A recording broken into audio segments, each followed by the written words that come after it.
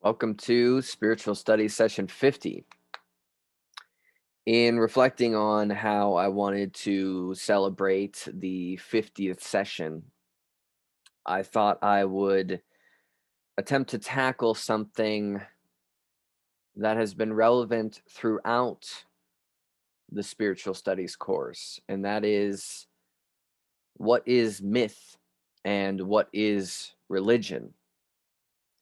So, in studying all of these different traditions and all of these comparative religious topics, over and over again, we've noticed different tropes, whether it's ether, the snake, the cow goddesses, the baptism, the wine sacrament, various similarities across. And so, what is this myth? What is religion? What is spiritual tradition? What does any of that really mean? So, this talk isn't going to really focus that much on one particular tradition, one particular history. We're more investigating the definitions. And through this, we're going to be able to apply this to any of the belief systems that have been covered in the course. So, to begin, and throughout, of course, we're going to have a lot of etymology, a lot of talk about words and definitions. So, bear with me because it all becomes relevant in the information as it unfurls. So, the definition of myth as it's given: a traditional story of historical events that are told by a people to explain a practice, a natural phenomena, a belief. A myth can also be a parable or an allegory. A myth can also be a popular belief about something or someone, something that embodies ideals, an institution of a society. A great example is the American dream, the myth of the American dream, to be seduced by the myth. And also, as of recent, last few hundred years, myth meaning an unfounded or false notion. Um, Something that is false. It's just a myth. And of course, on tandem with that, a person or thing having only an imaginary or unverifiable existence. For instance, unicorns are a myth. And this word myth goes back to French, goes back to Latin, and goes back to Greek in the word mythos, meaning speech, word, thought, discourse, conversation, story, tale, saga, anything delivered by the word of mouth. So this is very ambiguous. Any story, written word, speech, tell a friend about what happened yesterday. Mythos. So we see back when it's really tied to the word, just simply that, the word. However, our association now is more with stories of divine beings, and that's kind of the relevant difference, that it involves the divine somehow, the divine perceived by some culture. That's a story that centers around the sacred, usually purported by priests of some variety, rulers even. Now, a key difference here would be the difference between myth and folklore, which again is somewhat ambiguous. However, in the modern sense, a myth involves some god or reverential being, whereas a folk tale does not. It can simply involve semi-divine beings such as fairies or giants. So myth is more religious flavored, and folklore is not so much. And then you have the distinct religious legend, which is completely religious, right? So you see the kind of spectrum that we have here. And as mentioned before, the sense of the word myth meaning something untrue or fictitious is only as recent as 1840. And we'll get into that more. So let's focus a bit on folklore. And this would be defined as traditional customs, tales, sayings, dances, art forms amongst a people. So a branch, a plethora of knowledge known by a particular people, folklore. And then, of course, this would also somehow come to mean something that is untrue or an unsupported notion, a common folklore. So this traditional beliefs among people, this word folk comes from the Germanic voke, which is meaning simply people. And the lore is the story. So the common people story handed down orally, the spoken word. Again, mythos, right? Word, the word of the people. Folk traditions, folk medicine, folk songs, folk dance, folk singers. All of these things are like the word pagan, where pagan simply meant people. People, folks, people's word, people's beliefs. And of course, lore, meaning the Old English lar, learning, what is taught, knowledge, doctrine, teaching. So the teaching passed down by the people, ultimately related to the word learning, the learning of the people. So let's get into the effect. So a myth's effect. What is a myth for? A myth could be used, and in many instances, as we'll see, to explain a natural phenomena. So we have the Abenaki people, native Abenaki people to America. And a story of where corn comes from or maize. A lonely man is wandering and happens across a beautiful woman with beautiful fair hair. And she promises to be with him if he follows her instructions, which are the instructions to build a fire and to drag her across the burned ground. And from her hair, cornstalk will appear, and the seeds will be procured. Now, this might seem strange, which is kind of the nature of one culture to another when it comes to myth. Within this story is a mnemonic device, a sense of memorization of how to cultivate corn. And this analogy to corn being the woman's hair, the lady's hair.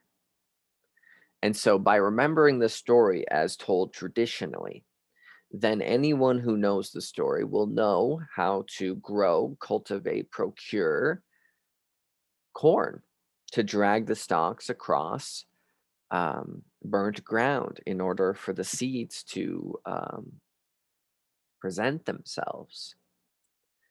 And notice too the beauty in the poetry here, where to see the corn stalks is to see the beautiful lady's hair. And so I want to point out something right away. Well, two things. So this myth, as misunderstood by many contemporary people, would be that they like believe this is literal. How silly for them to believe this corn is hair, which is completely missing the point. I mean, if we even applied the word allegory here, we're even still uh, missing the point. And even if we're simply saying a mnemonic device, we're still missing the point. This is a type of knowledge that functions in many different ways. Only in this neurotic, preoccupative mentality where we feel that things have to be so literally understood is a type of the Western modern neurosis. And secondly, if I were to tell you a tale, of how that mountain formed, and it was a good story, and it explained some things, it had a good moral to it,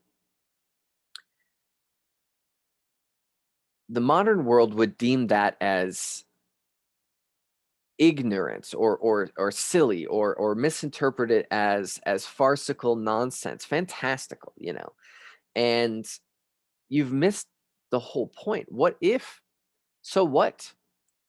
I were to believe that this mountain was made in some strange kind of like seemingly strange way, that involves what might literally be interpreted as nonsense. But if I see beauty in the world and I give significance to the mountain through the story that I've made, meanwhile, your alternative is to literalize everything and to demote its reverential nature and then look at me as if I am the lesser, you see. I hope that comes across in the way that I'm hoping to give it. So, to give a narrative that explains things and is a good story and helps people survive, this is a trope. I think it was an Aboriginal story of the Aboriginal people of Australia near Victoria, where they explained how the crow got fire. And I recall that within this story, that it mentioned why the tree has fire. And so here is yet again a mnemonic or knowledge passing story that allows people to know that to create fire is within the tree itself, rubbing the sticks, creating the spark. Again, you can see the purposes here. So what is the purpose of myth is a question within this explanation, right? So then we can jump over and we can see a story in Indonesia. A girl with extraordinary gifts is killed in a celebration and dismembered and is planted in the earth. And this seems visceral, this seems primal, this seems savagery, right? Just the story on surface value. And I'm not even divulging the details, right? But this is how it meets the mind. But then to understand that this story is yet again a mnemonic device for the cultivation and how to grow tubers, roots, food. And so this dismemberment myth involving the lady, which again, lady, mother nature, she who gives and gives and gives, this is the act of planting, that the tubers need to be cut up and buried in the earth in order to continue their growth. So then, again, cultural misunderstanding here.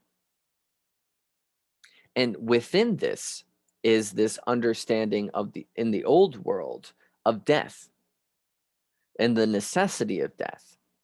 So each year you see the plants, right? So the humanity wonders about its own mortality, right? And each year you cultivate through agriculture, and you see how these plants die and then they come back.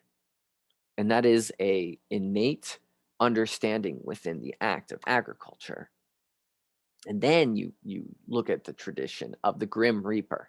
Who is the Grim Reaper? Well, the Grim Reaper reaps. He reaps the grain with a scythe, a tool of agriculture.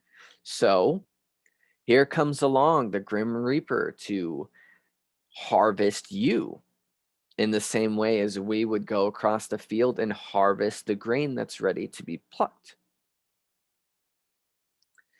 So this renewal and this later idea of metempsychosis or reincarnation is ultimately tied in the direct observance of nature itself and all the subsequent myths that come along to explain that. And also, I mean, the cyclical life that we witness all around us and within ourselves gives reverence to the woman and sexuality, because the woman gives birth, right? And then also the old woman is the crone, which represents death. So far be it from us to understand why the ancient goddess tradition exists and why many of these myths of nature always involve the lady. It's because of the lady's or the woman's role in creation, in birth, and also in the ancient world understanding of the crone and death. That the cycle of life is a return to chaos and then a return to order. And you can mix up those orders however you want, but within this story, no matter how mundane it is, whether it applies to the field or it applies to us and our own mortality, it also applies to creation myths. That across the world you have these different creation stories, and we've done a very thorough job throughout the course in looking at these various creation myths. So the cosmogony, where does this all come from? Another very pertinent question of human existence, of the human condition. Where did this all come from? Where does it come from? I mean, it's a very legitimate question. I remember being a kid and I remember asking, I was a weird kid, but where did we come from? And nobody cared to answer that. Nobody had an answer. And I thought, how can we go about doing anything if we can't even answer the most simple of question? How did we get here? What are we doing? And there have been answers. So dial it back. Well, more like there has been myths, right? Or there have been religions or doctrines. Dial it back. Ancient Mesopotamia, something that we've covered, the Enuma Elish creation story, as inherited from the Sumerians. And every year, this creation story, every new year, so New Year happens, and they would read the Enuma Elish in Babylon. And this served a few different purposes. This would be the story of anarchy moving into order, that the chaos of the initial cosmos moved into order, from chaos to order. And this is something to be reverential of. And why Marduk was the kind of coin or, their central deity that represented this like cap on the order of the universe. And to pay reverence to this justified order as it's been made. And we saw with the Egyptians that this was the ultimate thing, that the order of the cosmos was something that very arduously, ceremoniously needed to be upheld, and that the forces of chaos were always on the brink of throwing things back into the wind. And so here's another, very strong point to the human condition, is this wishing to grasp onto certainties, this wishing to grasp onto a concept of order, because the allowance of chaos is this fear, of having to let go. And so something very, very deep and primal in us. And you see that this gets twisted and coerced in certain ways because you have elites, ruling families, kingdoms, kingships that tie themselves to myths. They give themselves power through apparent divine origin. We saw this in Babylon, heavy. We see this in Sumeria. We saw this in China. You definitely see this in Egypt. And you see this across the world, India and the Incan Empire. Now, in certain ways, this is straight out, indoctrination, exploitation, right? Like just the claim of power to tell everybody a story that puts you on the podium above others. And we've discussed this throughout the course, how this came to be, where it started from and where it led to, devoid of spiritual significance. Um, that at first these rulers were truly learned people and wise people and empathetic people, but through time, through inheritance, then you were just simply given it without having uh, admirable attributes. And so here's a way of glorifying the ego, right? To tie yourself to the myth of a culture, the story of a culture, to make yourself grandiose. And in other ways, this isn't so coercive. So, for instance, with the Polynesians, we saw that across, different people would have tied themselves ancestrally to different gods. That way back in their lineage, they came from a certain god, and so this could simply be, in its original form, something that was a type of unification, and it leads to a type of belongingness between the nature of things and humanity. So this could be beneficial, but taken out of proportion and used for power, that's where we got the perversion of myth, right? So in every tradition across the world, right, in every sort of people, in every sort of tribe, anywhere across the world, you have myth, you have story, you have folklore, you have belief, right? And this bleeds into all sorts of things that people do. I mean, this how do we go about treating death and funerals? How do we understand that? How do we go about marriage or the lack thereof, or monogamous or relationships or whatever other form of polygamy or whatever, right? It all has to do with it being centered in myth in some way. Or, the origin of the world, as we've discussed, or the end of the world, right? So in different myths, we see that there's this promise of this climb or this descent into the paradise. And this preoccupation with telling the people of something that we will never really witness. And we saw this in the end of the world talk a while ago, where for whatever reason people always want to be at the end. They always want to be at that drama point, which is why you've had so many false claims of the ensuing apocalypse. All of this breeded by the idea within the myth that there is an end, that there is, this prophesized thing. And ever since the idea has been pitched, people have been calling it and calling it and calling it, and it just doesn't happen. So, I'm not going to get into that. If you guys have heard that one, then I'm ranting plenty good on that one before. But so, what is religion? Because this is very relevant to this whole thing. Religion. What's the difference? Religion indicating a belief in a divine power, very general and probably the most accurate definition we could come up with, because what otherwise? Devotion to a religious community, maybe to be monastic, maybe simply one who has respect for what is sacred, back to the Latin term religium or religio, maybe to practice a sense of moral obligation, fear of the gods, to observe sacred things, to be within a cult, to have a sense of sanctity, to practice beliefs, right? This all can be rather vague. Now, when I say cult, notice the word cult. Well, cult is the same root as the word culture. So we have a negative association with cults in the modern day, but culture is a cult. It's a cultivation of belief in a society.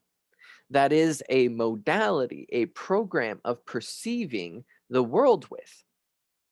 And if you were to hop 1,000 years into the past across the world, you'd be in a different culture. And you would look at the world fundamentally differently.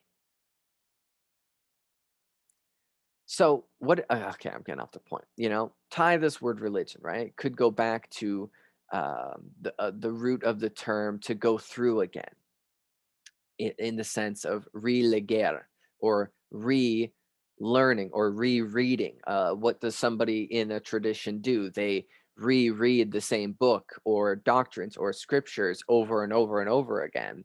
They are also, the word is also understood as a potentially meaning releger, which is to bind, somebody who's bound, or to rely on a doctrine, to rely on a sort of bond between the gods and humanity. But then there's also this possible interpretation of it meaning religence, or the opposite of negligence, or the opposite of negligence, or to be caring, to be careful, to care for something, to feed into something. So that's, that's kind of a cushy way of understanding, a recognition and a subservience or allegiance to a higher unseen power. Is this religion, right? So the argument here, and why I brought up cults and culture, is there's a sufficient argument to say that there is no difference between religion and culture. So how could you distinguish the two? Look at a tribe, and you see, or peoples, and you see that with all the myths, these myths bleed out into how people act, what ceremonies they perform, what their beliefs when certain things happen are, and there's no division between the two of them. So the stories and their culture are one in the same, and their religion is all the same. It's only in the Western world, the more modern sense of the Western world, where you seem to feel or distinguish the difference between culture and religion. But again, we have to question this distinction. So take Christianity as an example, or anything for that matter. If nobody is taught what the Bible says, or what any tradition says, if they aren't taught about Zeus, or if they aren't taught about Odin, or if they aren't taught about God, big G God, there is nothing that makes that belief happen. It is indoctrinated, it is taught. So this is culture. This is what we do. This is how we look at things, and this is why certain things happen. It's a modality, it's a program. So, I think that's very important to notice, that a religion would not continue if it wasn't passed along, if it wasn't batoned. Um, it just simply would be null, and other things would be created in its wake, but it wouldn't be that exact same form. So, where is the line here? Now, you might say within uh, contemporary culture in many nations, right? There's more than one religion. Okay, well, these different religions also make up the culture of the greater society. So, as America is a great instance, I mean, people don't pay attention enough to how much the Puritan religious structure is ingrained in the very society of America, in the culture of America. The Puritan mindset, this weird preoccupation, these especially sexual taboos, bleeding back to Puritan principles. And so again, I have to ask over and over again, where is the line drawn? So in trying to separate the two, it's ultimately a foolish act. Um, Even if we say we don't have a religion, but we follow a culture and its cultural beliefs, there are innate metaphysical statements within the culture that we follow. For instance, you say that you're non-religious. Okay, well, this reverence of individualism within the Western world, especially in America. Well, that would be a metaphysical statement that the individual should treat themselves above all. That would, I mean, minus a myth that justifies such a behavior, that is, in a certain way, could be understood as religious. I hope you see the arbitrary lines that I'm dealing with here. Oof. So, if you do certain things, right? Like, say you pray, then somebody within the culture might say that you're religious or assume that you are. But say you're not praying to things within any conventional religion. Then what are you? Are you not religious? Are you spiritual? Is that simply it? So these specific acts, right? Like within this culture, you have to do this in order to do this, right? This is the ritual, and you have to do this because of this story and this story, right? You have to pray in this direction, or you can't say this. You can't ever say this one thing. These are, I mean, cross culturally speaking, to the culture that's raised in it, this is normal, and this is the world, and this is the way that things ought to be. But if you look over at somebody else, then it's very bizarre. It's truly bizarre because you don't get it. You're not in on it. But ultimately, these all are doing the same thing. It's reverence, or it's culture. It's a way of approaching the world. And to say that one's better than the other, yada, yada, yada, right? So another indication of whether we can call something religious or not is if it involves other people. So if your belief goes along with what other people believe in a way that creates a sense of unity, then we could say it's religious. Because if it was just you and you had your own way of doing things, then we'd had other words for this, right? Like maybe spirituality, or maybe philosophy, or maybe opinion. Because it seems that it has to involve others, something that binds people together. So what does a church do? What does a fellowship do? Right? It brings a community of people together by mutual belief and a mutual installation of morality or approach. And this cultivates unity, which can be very positive and, as history says, very negative, right? Depending on what's done with it. So the use of these cultures, the use of religion, the use of these stories that we tell ourselves, these modalities that humanity creates through mutual cohesion, is seemingly a way to cope with, psychologically and emotionally cope with reality, in whatever reality is. Now, by virtue of these various beliefs of how to approach reality, that would seem to suggest that there isn't really one thing about reality, that there are an infinite, seemingly infinite amount of approaches to bring to this, and one is just as good as any other. And within this conversation, you can see how humanity has struggled with nihilism. Because when you step out of the modality, when you step out of myth or story or religion or whatever, then you are detached. And in this detachment, in this stepping out, you notice that it's an open field, that it seemingly isn't tied to anything. And here comes the question: meaning and purpose. And this is existentialism 101, to step out of these stories and then have to create your own meaning is the ultimate structure, common denominator of existentialist philosophies, absurdism, what have you, myth of Sisyphus, that sort of stuff, right? And this isn't new, as has been talked about in the course before. So, maybe there is something to be said about the use of ritual in society. We don't quite, aside from religion in contemporary society, we have grandly stepped away from ritual. The closest thing we have is schedule and routine.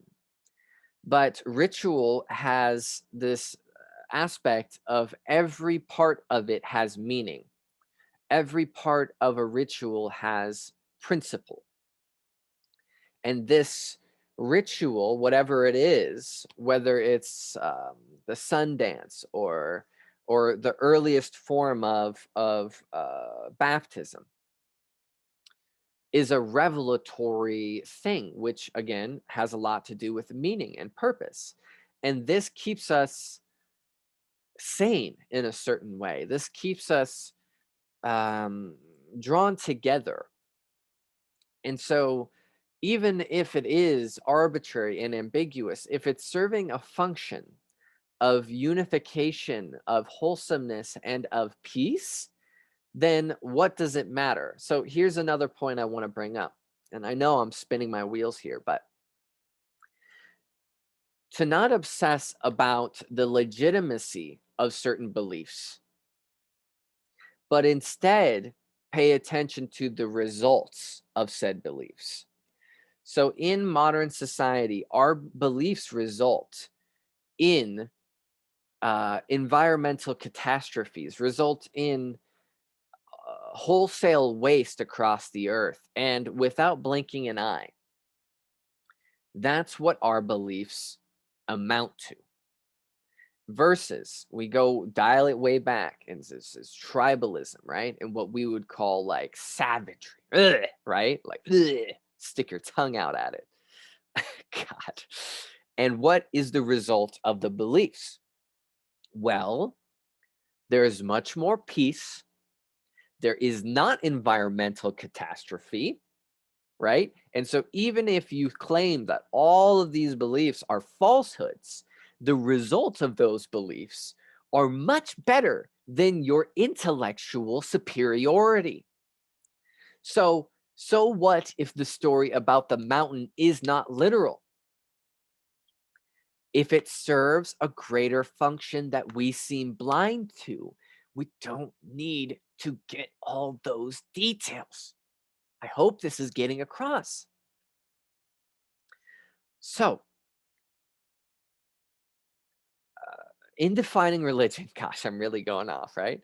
You could say that certain things are too narrow, right? So, maybe to a layman, the definition is, well, anybody who believes in God is religious, right? And it's like, well, you've clearly missed the ball, because there's tons of religions that don't center around capital G God, right? There's like Hinduism is a great instance. I mean, where does Buddhism lie on that, right?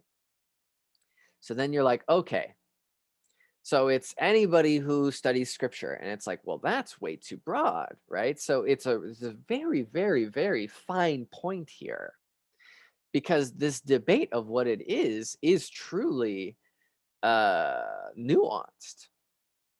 So there might be certain ways to point it out by its attributes. For instance, again, we've given a few already, that it involves a group of mutual belief.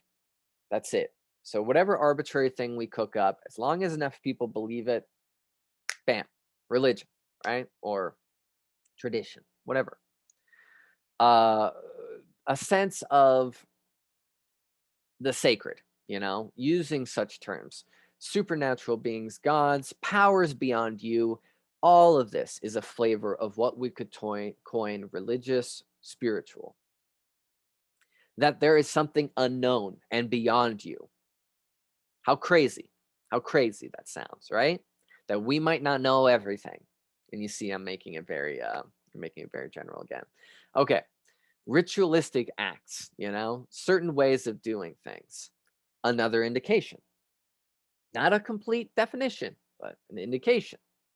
Communication with this unknown force, the supernatural, of a certain named God, whatever. Okay, another indication. And of course, along with this, but a very general thing, is a certain worldview that serves a certain moral purpose and how people fit into it, that provides answers. And the answers are always to certain things. So the answers are always to, where do we come from? What is the meaning of all this?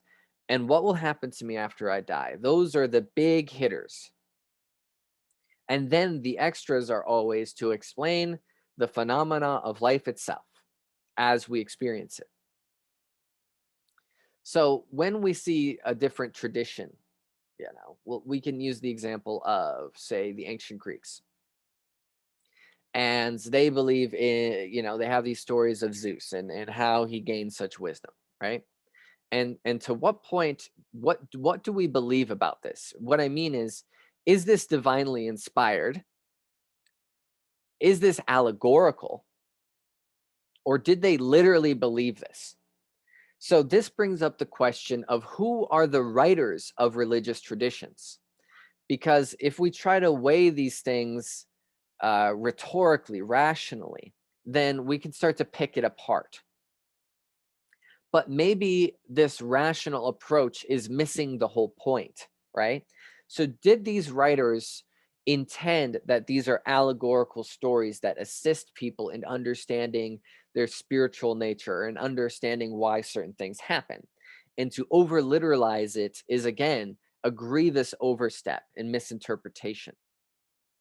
So the ancient Greeks had a heyday in developing rhetoric, and in like Plato, in many of his works, was just hating on poets, because the idea was that this idea of the lies of poets, that poets would cook up these frilly, fantastical things, and people would literally believe it, and would lead to hypocrisy, ignorance, dogmatic approaches towards life. And so then came this, like, you know um hatred or cynicism toward poets.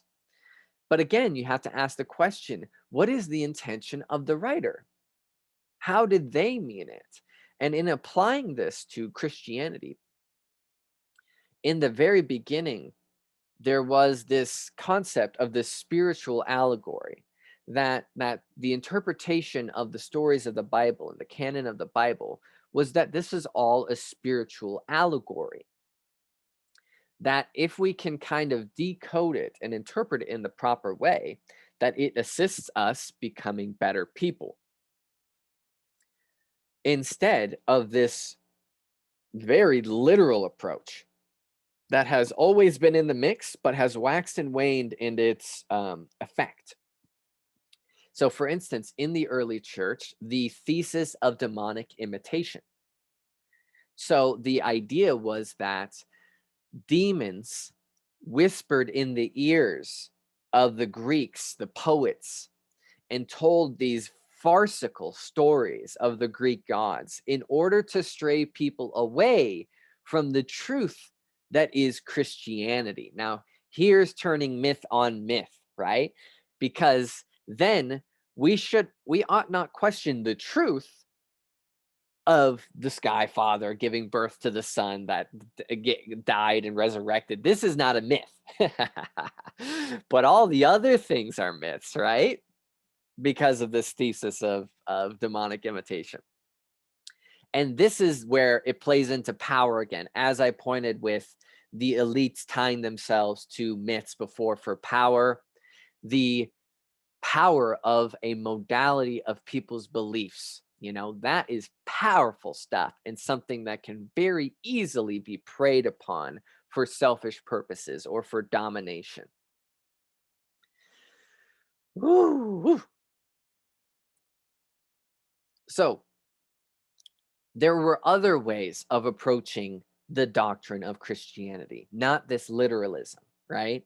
That the devil literally exists, that the demons literally exist and whisper falsities, and this is kind of like the creationist thing too, right? Where that the bones of dinosaurs were planted in the earth in order to dissuade those who are unfaithful.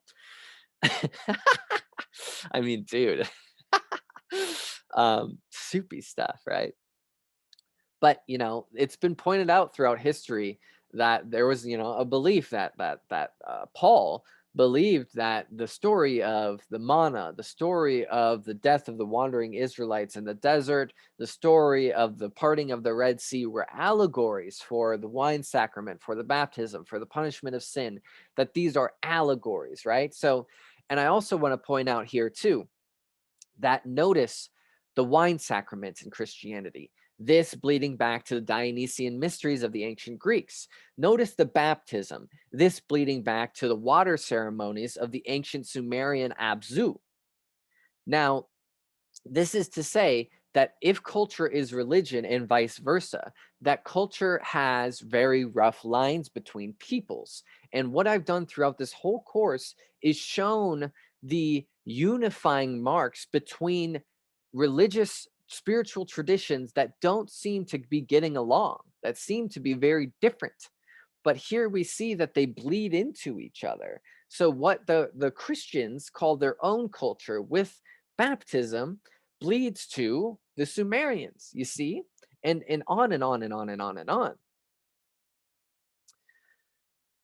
I mean, look at the chaos comp, right? The Leviathan. You look that, the Leviathan of the Old Testament as it bleeds out to the Babylonians, to the Sumerians, to the world serpents of the Norse mythology, right? On and on and on and on and on. The bleeding between cultures and the bleeding between religion. And so, to step off that for a minute, because we'll get back to that, to interpret the Bible as it's been misunderstood in a few different ways, right? There's the one way, which people know very well, which has been overdone, in my opinion, is that it's literal. Everything in it is literal, right? And that's just one approach versus another, that this is an analogy, that it's all an analogy, right? And the purpose of it is to point to something other than the literal, right? And then that it's a moral thing, that it's helping to cultivate morals, that it's allegorical, that it's teasing at things and creating a story to get to a point, to cultivate certain ideas, principles. So, again, just to point out that when we are looking at myths, when we are looking at scripture, the Vedas, what have you, right? To put on these different lenses and to ideally, in my mind, and this is my own bias, to ideally tend towards the allegorical and the moral. And even the display of the human condition, psychological, and to steer away from this literal approach. There is an overabundance of that. In the Middle Ages, when they were handing out information on the Bible, they would always come along with the quote from scripture and then the moral lessons attached to that quote. So then comes the interpretation that this is all about morals. So in more recent times, then there's the concept of the nature school, and that is a comparative religion kind of synopsis, where all these ancient beliefs, even as it bleeds into Christianity and contemporary religions, all harken back to stories that were told about the wax and waning of the effect of the sun on the earth. And we've seen this many times over, or even the wax and waning of the moon. So how does this story play? Well, we saw this with um, Persephone going into the underworld and rising again. Maybe symbolism for the sun or even the morning star, right? We saw this as an analogy in astrotheology with Christ, where Christ is an analogy for the sun. Literally, the sun is the sun, and at the 33rd degree, they rise. or the sun rises, and Christmas is the time where the sun dies, and then later comes and is resurrected, has full influence, and happens every year as an ancient nod to ancient stories. You know, even the mention of the Leviathan being that primordial chaos in the various different traditions. It was the chaos, and then order overcame the Leviathan. Order was brought to the earth and is the contemporary order of the world. Oof, oof. So it's not that any of these traditions are wholeheartedly wrong and is should be viewed as savagery and unscientific and unfoundedness, right? It's that you don't get it. You don't get it. So try to speak that language, right? Try to get the context, right? And that's what this is all, that's what the whole course is about in a certain way. Let's get to the context. Let's see what it's actually about instead of believing that we know, like egotistically, that it's all different shimmers of one reality, and that reality itself should be approached by many different shimmers, by many different perspectives. It's not a one perspective thing at all. Another ancient trope seen across is this division between the earth and sky, between the sky father and the earth mother. We see this in various paganisms. We see this in ancient Greek. We see this in ancient Polynesian. We see this all across. We saw this in Sumeria. And what does this say? Well, okay, the question is, why is up up and why is down down? Okay, let's cook up an answer. Sky father, earth mother, here's a different story. And that might not be something that we can succinctly answer, you see. But in virtue of the unknown, we can come up with something that is of benefit to us, right? Ugh. Other tropes, right? Where did we get fire from? Where does fire come from? Well, we could look at the story of Coyote. We could look at the story of Crow. We could look at Prometheus. And what does this say? Maybe this has something to do with lightning coming from the sky, bringing it down from the gods. Lightning comes down and strikes the earth, and there's fire. Wow, here we are. We have been given fire, and now we are familiar with its cultivation and with how to do so. Gosh. Or maybe, these different senses of immortality having everything to do with this life and death process, right? Like the immortality of the gods or the earth itself has to do with the simple act of rain. What does rain do? Rain brings life to the earth. Well, rain comes every once in a while, so it brings life to the earth again. Okay, well, something died, right? The winter happened and nothing's growing, and then rain comes, and then all of a sudden everything comes back. This is immortality. This is the cycle that goes on and on and on and on. This is the wheel, man. Oof, oof, oof, oof. And to say that these different beliefs that we've had, whether we're giving allegories for nature or whether we're giving stories that help us live or help us achieve certain lessons or certain idioms so that we can just approach the world, has been practiced way before what we call history in these ancient caves, right? These deifications of these unknown things to us, whether they were simply animals of animistic traditions or otherwise. And to know that humans have always been doing this. We've always been doing this. This has always been our thing. As soon as we could breach the question, we've come about with modalities of how to approach the world. And there's no other way of being. You can't not do it. To say that you're atheistic is a way of doing it. To say that you're this or you're that or you're not is a way of doing it. We have to have a way of doing it. There has to be an approach. You have to come up with something or the lack thereof, to be Zen, to be Tao, to be open, to not have to give certain answers is an approach. Wow, I'm really spinning now. Ooh. But we've always been doing this, right? The search of meaning, the answer of questions, or to not need to answer questions. And this cooks up in so many different ways. So these stories that we have could be explaining what happened in history, could be explaining our own psychology, and could be explaining why certain things look certain ways. You have this Greek story of how Eros and Psyche fell in love, the relationship between love and the mind. This is clearly a psychological story. Or another Greek story of Pandora's box, okay? A story explaining how evil came into the world and why it's here. You have stories that explain why things look certain ways. Okay, well, why do sycamores look like sycamores? Well, that's Hathor of the Egyptian mythology, right? It has everything to do with Hathor.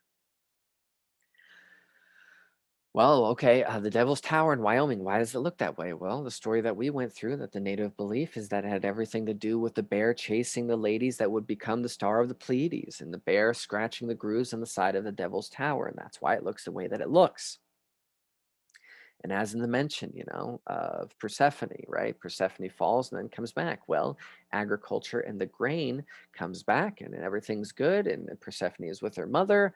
And then she has to go away. She has to go back to the underworld, has to go back to Hades. And then the crops don't do so well. They're not there anymore because Persephone is in the underworld, you see. So it's a way of explaining the natural phenomena. It's very mundane, it's very observable, but you or anybody else who's trying to literalize these things has missed the point.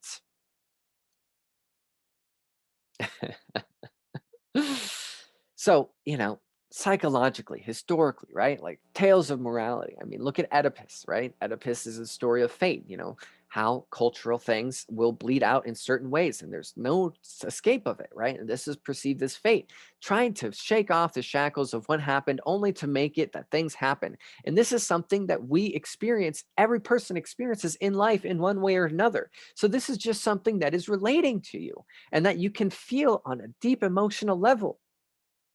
Why do you have to make it anything more than that, right? Or look at Gilgamesh, the apparent oldest story, right? So what's happening there? Well, he is learning humility. He is trying to seek immortality, but he fails, but comes back a better person.